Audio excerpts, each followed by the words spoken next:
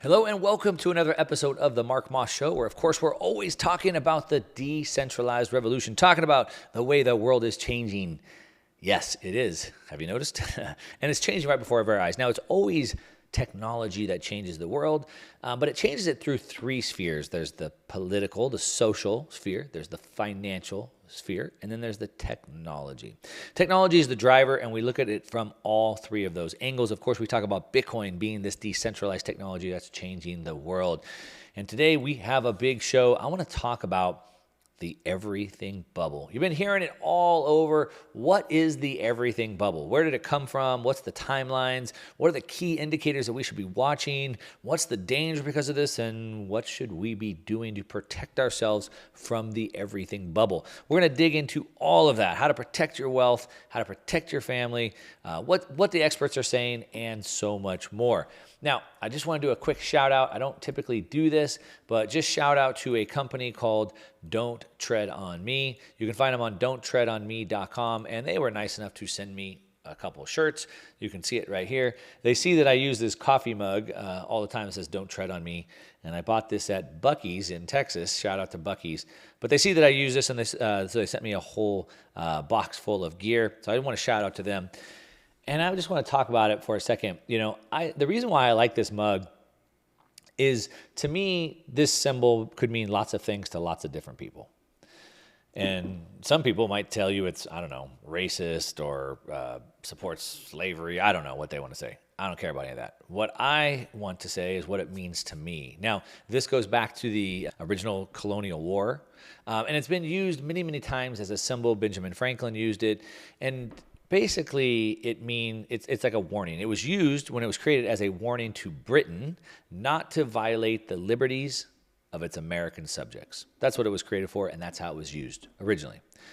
A warning to Britain not to violate the liberties of American subjects. And the reason why I like this is it's, to me, it's a symbol of live and let live. Look, I'm going to do me, you're going to do you. Good job. You go do you. And the way that I think the world should work is that we should lead by example. I want to be a good example for my kids. I want to be a good example for my audience. On my social media and stuff, you'll see me talking about things I do for business or coaching clients that I work with, helping their businesses grow. And I always do it from a place of, this is what I am doing in my business. And then I might talk about, these are things I've helped other businesses achieve. And it's always from a place of leading by example. I'm not going online. You won't see me on my social media saying, this is what you should do. You need to do this. You see? And that's really what I see as this big discrepancy between these two politically, ideologically separated sides that we see in the United States and really in the world today. You have one group of people who just want to be left alone. Let me take care of myself and my family and just live my life. And then you have another group of people that constantly want to tell you how you should be living. And that's a problem. I was at an event, I don't know, about a year ago, and somebody asked me, how do you know that you're on the right side? And I said, I had to think about that for a while, and I said, the reason why I think that I'm on the right side is because I'm on the side of freedom. I'm going to do me, and you're going to do you. I'm not telling you what to do. I'm right because I'm only going to discipline. I'm only going to manage myself. You do you. And so that's why I love this flag. It's called the Gadsden flag. It says, don't tread on me. Don't step on me. It's a rattlesnake, which means the rattlesnake is like, hey, let me go do my thing and I won't bother you. But, here's the but. But if you do come after me, if you do step on me, watch out. The rattlesnake has its tongue and its fangs out. And so it's like, hey, live and let live. You do you, I'll do me. But if you want to come and harass me, back to its original intention, to Britain, if you want to come and violate the liberties of American subjects, and today, if you want to come and violate me, well then, watch out. So I don't want to be violent. I don't advocate for it for any means.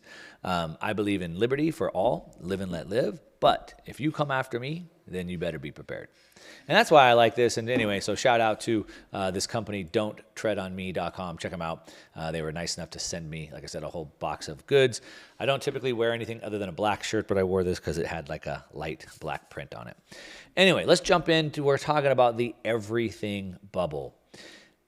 You might have heard of that before. Now, bubbles are when financial markets get frothy and they start rising, and like most bubbles, they eventually pop or they deflate, right? A balloon deflates or it blows up. And so we can see that in financial markets, we have bubbles that are bubbling up as well, and they get very frothy. And at some point, the bubble deflates. You have like a balloon with like a pinprick and the whole thing deflates. Now, we're gonna dig into, like I said, what they are, what are the causes of them, what the experts are saying about them, what the alarm bells are we should be watching, and then of course, like I said, how you can protect yourself. But I also want to let you know that we're always in a bubble. We're always in a bubble. It's just at what stage of the bubble? Is the bubble just barely forming, or are we all the way at the peak? Now, the problem with are we all the way at the peak is that we don't know. It's easy to see when reality is starting to separate from perception. That's what I call volatility, the difference of perception and reality. It's different to see it. It's easy. We can see when prices are over their historical norms or below, if they're expensive or cheap. We can see that. What we don't know is when things will return back to their means or revert past their means. We don't know that. And so while it's easy to say we're in a bubble, and I'm going to read from you a lot of people who say we are in a bubble, sure, I'll say that we're in a bubble too. I put my hat in the ring. We're in a bubble. But like I said, it doesn't mean that the bubble is going to pop today, tomorrow, next week, or next year, because these people have been calling for the bubble to pop for a long time. After the 2008 financial crash, I've told my story many times, I had made a lot of money. I had an 8-figure portfolio. I was young. I just had my first kid. I was done in life. And then out of nowhere, the great financial crash came and just knocked me on my rear. Let's just say that. And it was part because I didn't understand this financial system. I was focused on making money, and I had done really well. I had multiple businesses, big exits. I had developed a bunch of real estate, and I was sitting on an 8-figure portfolio. And like I said, I was pretty much done. I had sold the businesses, et cetera. But the financial system that the Federal Reserve manipulates and other central banks around the world had control over my life, and I wasn't paying attention to it. So I had to go figure that out. And so part of me rebuilding was figuring out the game of money. Who are the players? What's the objective? And so forth. And the players are the government, obviously the policymakers, but also the central banks. And there's other players as well. And I had to go figure that out. And once I figured that out, I quickly became a gold bug. And I'm like, oh, shoot, the problem is this central bank policy, and they're printing endless amounts of money. And every time they print money, that means asset prices go up. And then all of a sudden they take the money supply away, and then asset prices come down. This is horrible. They're the ones causing this. It's their fault that the markets crashed and I lost all my money. The way to fix this is to go back to a sound money standard. And once I started to understand this and I really started paying attention to the financial system, I kept thinking that it was going to crash again and again. And again, now being a real estate guy, in 2009, 10, 11, 12, 2012 kind of marked the bottom of the market. That was the time to get back in. And 13 and 14, but I kept thinking, no, it's going to crash again. The banks are insolvent. There's no way this can continue. 2008 didn't fix the banks. The banks are only worse off than they were before. I want to start buying real estate. I was developing, I was building houses, I was building commercial projects. I want to start doing it again. I enjoyed it. I had fun with it. I saw opportunity in it. And I remember 2014, 2015, looking at these deals and like, oh, I want to pull the trigger, but the market's going to crash again at any moment because look, we're clearly in a bubble. Clearly this banking system doesn't work. Clearly this fiat money system doesn't work. It's going to crash again. And of course, it still hasn't. And so the point I'm going to make as we go through this is that, yes, we are in a bubble. We've been in a bubble for a long time. A lot of these economists have been calling for these asset prices to crash, these bubbles to crash for a long time, and it will eventually. And when you understand this better, you'll be able to understand what I mean by that. The asset price bubble, as like I said, we're always in a bubble. It's just at what stage are we in? And really it refers to the impact of monetary easing by the Federal Reserve and the central banks. So the central banks all around the world have been easing monetary policy. And this is, going back to my 2008 example, this is what I first discovered that's the problem. When the central banks create more money, asset prices go up. When they reduce the supply of money, asset prices go down. Pretty simple. And we can see this throughout history. Now, before central bankers were able to print themselves money, what we would see is new discoveries or pockets of what was money at the time, which would be gold or silver. So, for example, you had Spain or Portugal going out on expeditions to find more gold and silver. It's how they found the New World, right? The North American continent. And they went to, I believe, Peru, which has like the greatest silver deposits in the world. And they started extracting all that silver and bringing it back to Spain and to Europe. And all of that new money supply coming into the markets created massive inflation because remember, we don't want money. What we do is we want the things that money buys us. We want the goods and services. So what we really want is goods and services. Money is just the means to get that. And so we'll hold money until we've decided what it is that we want with it or at that time. And so basically what we really want is goods and services. So you divide all the goods and services in the world by all the money in the world. And so when you increase the money supply, then the price of those goods and services goes up. That's the way it works. If you decrease the supply of money, then the price of the goods and services go down because it's always a ratio because money is just a placeholder for those goods and services. So when the Fed and other central banks around the world increase the money supply, asset prices go up. And then lots of activity go around trying to tap into that. So for example, home prices go up.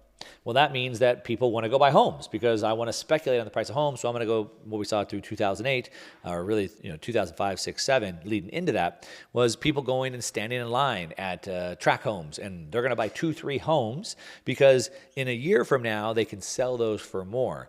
And because now people are buying 3 homes, then we need more people to buy homes. So now we need more contractors, more framers, more roofers. And those roofers need to work on more houses. And those roofers are trying to expand their operations. They're buying more trucks and they're hiring more people. And like I said, they have to buy more trucks. And so because there's more trucks, then Ford is building more trucks. So then they have to order some more supplies and they're building new manufacturing hubs. And so just that one little increase in money supply, which increased the supply of the price of houses, has this trickle-down effect that causes everybody to overbuild on false demand. The demand was only there because they increased the supply of the money, which I guess would be okay because what's happening is the goods and services are trying to catch up. But just as the goods and services are catching up to the supply of money, then whoosh, they reduce the supply of money, and all of a sudden we have too many goods and services. So these contractors in this hypothetical example, well, it's not really hypothetical, it's exactly what happened, but in this example, as the money supply increased, as the asset prices went up, then everybody's rushing to increase the supply of those assets. Remember, prices are the equilibrium of supply and demand. So because when the money supply went up, the demand went up. So everybody in this home building niche, all the way down to Ford making trucks for these home builders, as the demand went up because the money supply went up, then everyone tried to increase the supply. But then as the supply is catching up, more builders, more trucks, more homes, as the supply is catching up, whoosh, they rug pull everybody and pull the demand away. And now that poor home builder bought all these trucks on credit, and now he's got no jobs to go work on. And how does he keep making his payment on all those trucks? This window manufacturer for homes just opened up this whole new facility, this whole new warehouse facility to get windows out faster for all these new homes. And now all the demand's gone. And now how do they employ all those people? And how do they pay for those facilities? And so when you constantly change the supply of money, the market's trying to react. But the problem is when someone's artificially manipulating it and they're not telling you what's happening, there's no way for you to plan on that. So either asset prices continue to just go through the roof because we don't bring new supply on, or we try to bring supply on, but then we have to watch out for the rug pull. And this makes me so mad. This is one of the things that gives me the motivation to continue what I do, because the Fed is purposely trying to bankrupt you and your family. If you don't want to play this game, you can choose not to. Look, I'm not going to expand my business to keep up with this supply and demand. I won't. I'm not going to play the game. Well, the problem is you're going to fall behind because prices are going up so fast. If you're not growing your business and your revenue to go with it, then you get left behind. Inflation eats into your cost of living and into your quality of life. So you're forced to play the game. You have to. You can either get left behind, and that's not good for you, or you can play the game. And so then you do try to grow your business and you do try to grow your employees and your equipment and things like that to keep up with it. So now you're taking on debt and you're trying to build your business and you're doing all these things to keep up with it. And then whoosh, They just rug pull you and they pull it out, and now you're bankrupt.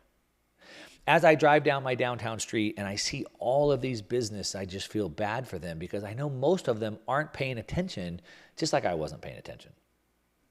All they know is there's more demand for their goods and services than there ever has been, and so they're rapidly trying to scale to fulfill that demand. But the problem is, like I said, they're not paying attention like I wasn't paying attention, and they don't know that the rug pull is coming and it's going to wipe them all out. That's what the everything bubble is. So the bubble is coming. Now, we saw the term of the everything bubble really kind of come out in 2005. There was an article written by Michael J. Burry, and he used it to describe the housing bubble. You might know who Michael J. Burry is.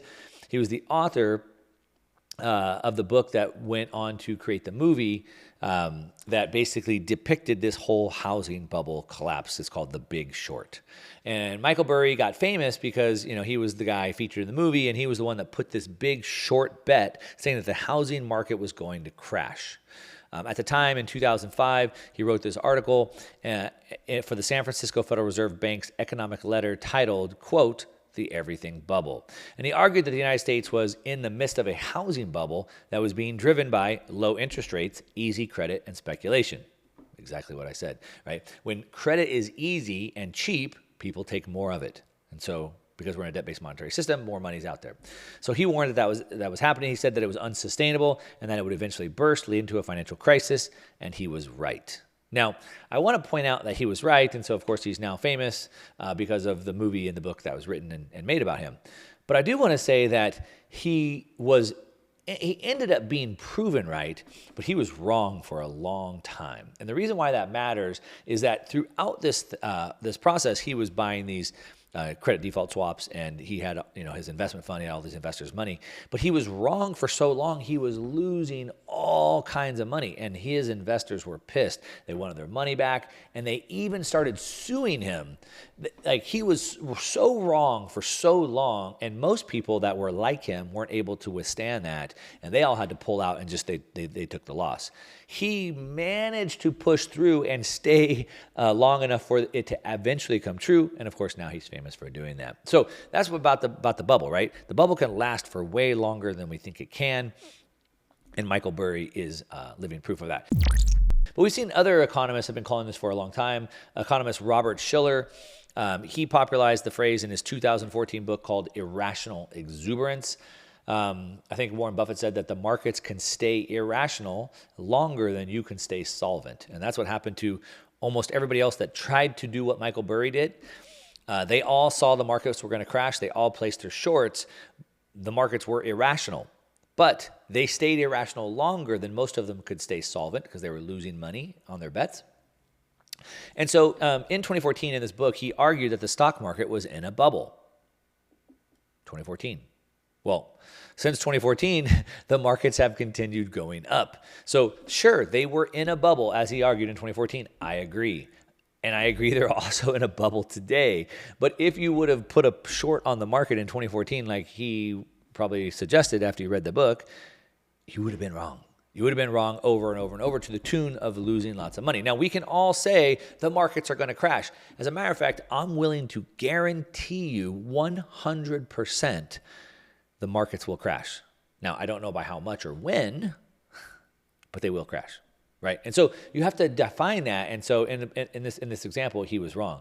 We can see in 2014, Janet Yellen gave a speech at the IMF, International Monetary Fund, discussing the possibility of this everything bubble, again, back in 2014. And she said, yes, you're right. Asset prices have risen significantly in years, but they're generally in line with historical norms. Well, if you do mental gymnastics and then you account for what we call inflation, so if you adjust for the increase in the money supply, I suppose, but when the average home in 1970 was like $30,000, $40,000, and today it's $300,000, how is that in line with historical norms? Only if you're a central banker like her. She said prices of real estate, equities, corporate bonds have risen appreciably, and valuation metrics had increased, but again, they remain in line. So if you're looking at public equities, we have what's called the price to earnings ratio. So what is the ratio of the price of the stock or the company to the earnings that they have? If you're buying a business, Warren Buffett said I don't buy public equities. Warren Buffett said, I don't buy stocks. I buy businesses. The businesses just happen to be publicly traded. And the reason why it's important to understand that is because we should be buying businesses that produce cash flow. If I'm buying a business, or in my existing business, the point of my business is to make money. How else am I going to pay for my people that help and the buildings and all these things that we have to do? So the business needs to make money. So if I'm going to invest into a business, if I'm going to buy into a business, that business should be making money. That's the earnings divided by the price. Now, what we can see is that going back to 2000, the year 2000, the S&P 500 PE ratio, the price to earning ratio, was under 20 with a couple spikes. As a matter of fact, it was typically more 14, 15. But what we're seeing now is that we're way over 20. As a matter of fact, some of these stocks are 25, 28 times. Insane. So to say that we're in line with historical averages is pretty much wrong, in my opinion. Now, as the central banks, as I kind of started out in the beginning talking about, every time they increase the money supply, we get these asset bubbles. When Spain and Portugal brought back all the silver from Peru, it created inflation asset bubbles. And so we can see that these asset bubbles have gone throughout history. One of the most famous ones is in the 1630s, and it's the most ridiculous one in my opinion.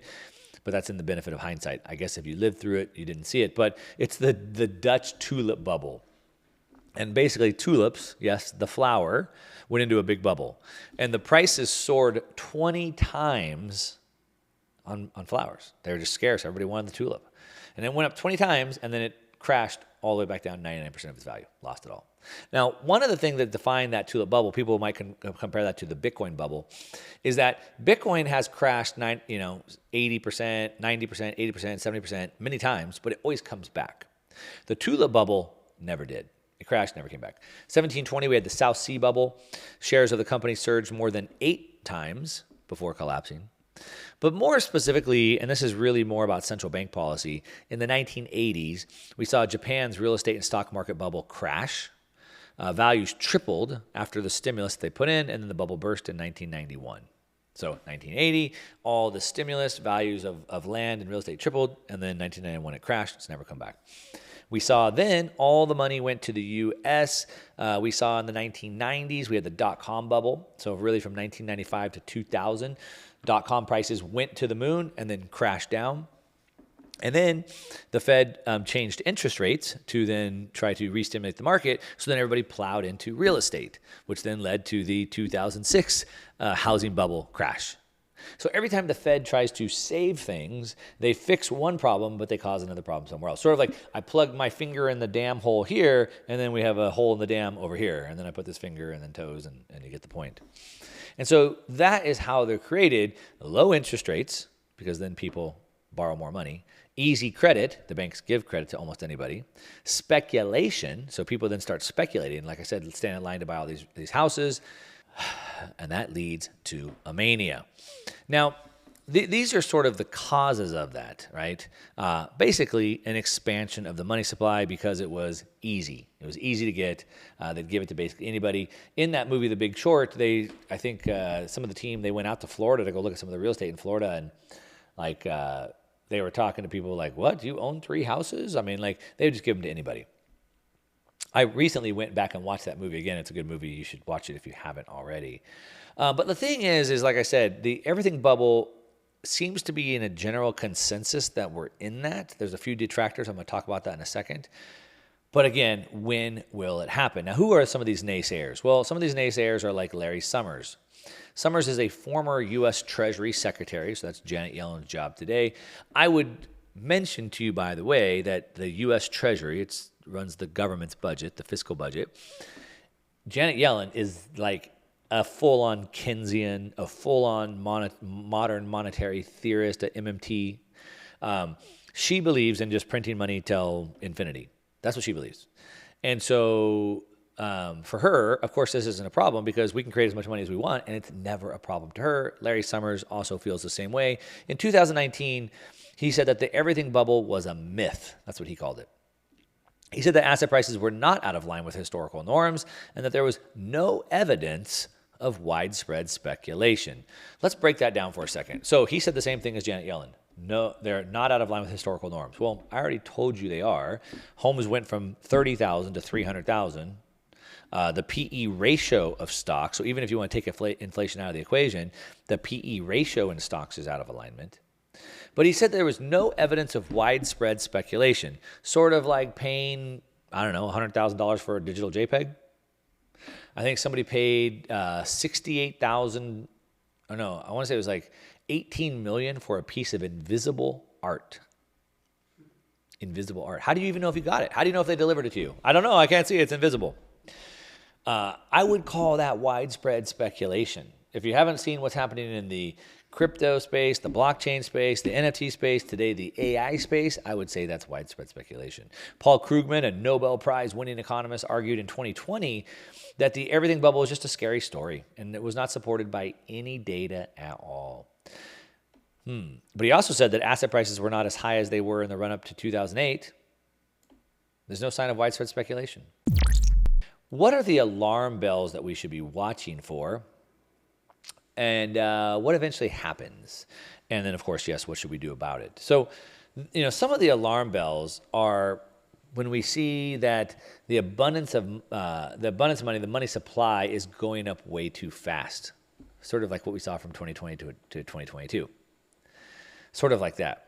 Now, one of my friends, Jeff Booth, I've had him on my show. We've done a couple interviews. Check him out on my Mark Moss channel, Jeff Booth. And he says that when we have an abundance of money, we have scarcity in everything else. When we have scarcity of money, we have abundance of everything else. So think about that. Remember, because we don't want money. What we want is the goods and services that money buys us. And so, as I said, we have to divide the money by the goods and services. Now, if I increase the money supply, then I've increased the demand. So now there's more demand, there's more money chasing the same limited goods and services. So if I create more money, abundance in money, then all that money tries to go out and buy all the goods and services, so then there's scarcity, right? That's what happened in 2020. Between the Fed, monetary and fiscal stimulus that went out, all that stimmy money, trillions of dollars, everybody started going to buy things. You couldn't get a bicycle or a kayak or a surfboard or a dirt bike or anything. Supply chains were broken down, and so there was scarcity of everything because there's too much demand, too much buying. Now, if there's scarcity of money, then there's abundance everywhere else. Now you lower the demand, scarcity of money, and no one's going out to buy all that supply, so now we have abundance. So which sounds better? Do you want scarcity of goods and services that you can buy? Or do you want abundance? Well, of course we want abundance, right? We want more goods and services. I want more options, more selections. I want it on the shelf when I want. I don't want to pre-order it 6 months or 12 months in advance. When I want that new car, I want the new car now. I don't want to have to worry that it's waiting on a microchip sitting on some lot somewhere. Also, what happens with this is when we start to see some of the things that have caused it is when we start to see that to the kind of point that Paul Krugman was saying, that we haven't seen the speculation, but the speculation happens when commodities turn into financial assets. So, for example, your house should be your home. That's where you live with your family, with your kids, so they can grow up in the same neighborhood with their friends. But houses have become a financial asset. So now, since I can't keep money in the bank, I got to go put it somewhere. Where should I put it? Well, I guess I'll put it into gold, so the price of gold goes up. I guess I'll put it into these stocks, so the price of the stocks goes up. I guess I'll buy real estate with it, and the price of real estate goes up. But the problem is real estate is no longer affordable anymore because you have so many people buying real estate as a financial asset instead of just the utility value that the home provides or should provide. Gold has utility value. We can use it for connectivity. It can transmit, audio, video very, very well. But the price of gold is up too high to really be used in that way because of the financial speculation. Because I can't save in money in currency, so I'll put it in gold. I can't save in money, so I'll put it into housing. The commodities themselves turn into financial assets. And when we combine this low debt, the cheap debt, meaning interest rates are low and easy credit policies, so we have low cost of debt, but we have high inflation that leads to what's called a speculative attack. So then we have periods where inflation is raging, like we saw in 2021, 2022. Inflation's 7-8%, but I can borrow at 3%. So what's going to happen? Well, then I'm going to go borrow as much money as I possibly can at the 3% and invest it because of the inflation's at 8%. And what does that do? Well, that only speeds up the doom loop. So now I'm doing that with real estate, which pushes the price of real estate up even more because it's a financial asset and not for the utility value of being a home. And then, unfortunately, for the majority of people, they get priced out of the market. They can no longer afford that home. Now, where does this go? Well, one of the godfathers of the Austrian School of Economics, Ludwig von Mises, which you should definitely read his work. I'll warn you in advance, it's not an easy read. These guys were so smart. It's a very academic read. But you can go on to Mises.org, Mises.org, Mises.org, and they have like all kinds of his work and other Austrian economists' work. And most of it's all for free. You can download these books in like PDF format for free. You could buy the books from them as well. There's tons and tons, thousands and thousands of articles. Highly, highly, highly recommend you to go check that out. But Ludwig von Mises wrote something called the crack-up boom. And he says, but then finally the masses wake up. Suddenly, the masses wake up. People wake up.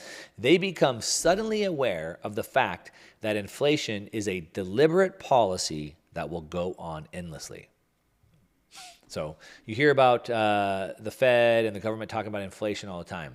The Fed has a target of 2% inflation. Now, we overshot that to 9%, but we're committed. Jerome Powell says we're committed to bringing it back down to 2%.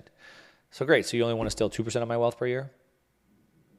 Over 5 years, you want to take 10% of my life savings? You want my standard of living to drop by 10% in the next 5 years? That's what they're saying. That's their goal. So he says suddenly people will become aware that it's a deliberate policy. Now, right now, there's starting to be talk about changing the inflation rate up from 2%, the target inflation rate from 2% to actually 3%. So he says, Mises says, then suddenly people wake up that inflation is a deliberate policy. Yes, a deliberate policy. They want to now make it 3%. Now they want to steal 3% of your life per year. And it will go on endlessly is the second part. Deliberate and endlessly. So yes, people are starting to be pretty aware of that. And then he says a breakdown starts to occur. And then the crack-up boom begins to appear. Everybody is anxious to swap his money against real goods. So again, I don't want to hold the money in the bank. The money, what I want is the real goods. I'm going to go buy houses. Shoot, I'll just buy 2 or 3 houses. I talk about this all the time. I don't look at my investments as investments. I like to think of them as savings. So I make my money in my business and then I save it. Where do I save it? I save it in gold. I save it in Bitcoin. I save it in real estate. Everybody's anxious to swap his money against real goods. No matter how much money he has to pay for them. So it doesn't matter how high the prices of the homes go up. He's going to buy them anyway. Because they don't want the money, they want real goods. And he says here, no matter how much he has to pay for them. And then it says, within a very short time, within a few weeks or even days, the things which were used as money are no longer used as a medium of exchange. They become a scrap of paper that nobody wants to give away anything against them. So if you look at Venezuela, Zimbabwe, 2 of the best examples of this massive inflation that we can see. And it's good sometimes to take things to their extreme so you can understand them better. So in Venezuela and Argentina too today, but Venezuela and Zimbabwe had massive inflation, Weimar Republic in Germany as well. Nobody wanted the paper money. So you can see pictures in Venezuela of literally the money is just laying in the streets. No one's even going to pick it up. No merchant would exchange their goods and services against them. So what do? Well, what you do is that you do that. You don't hold on to the paper currency. You buy assets. You buy real things, land, houses, gold, Bitcoin. You buy real things that aren't affected. If all my money gets inflated away, but I have a ranch with 150 head of cattle, I still have 150 head of cattle. That doesn't change. That's the real thing. And you should just know, as this continues to devolve, unfortunately, social unrest picks up and things like that. And so we want to make sure that we have money that gives us more options to work around the uncertainty that this creates. But back to Mises's point, when people realize it's intentional and permanent. And I think you can see that inflation is both of that. And so the everything boom continues. If you're just tuning in, you're listening to The Mark Moss Show. We've been talking about the everything bubble today. Hopefully this makes some sense of what's going on, what you should be paying attention to, and what you should do. Hit me up on social media. Let me know what you think, as always. And that's what I got. Thanks so much for listening.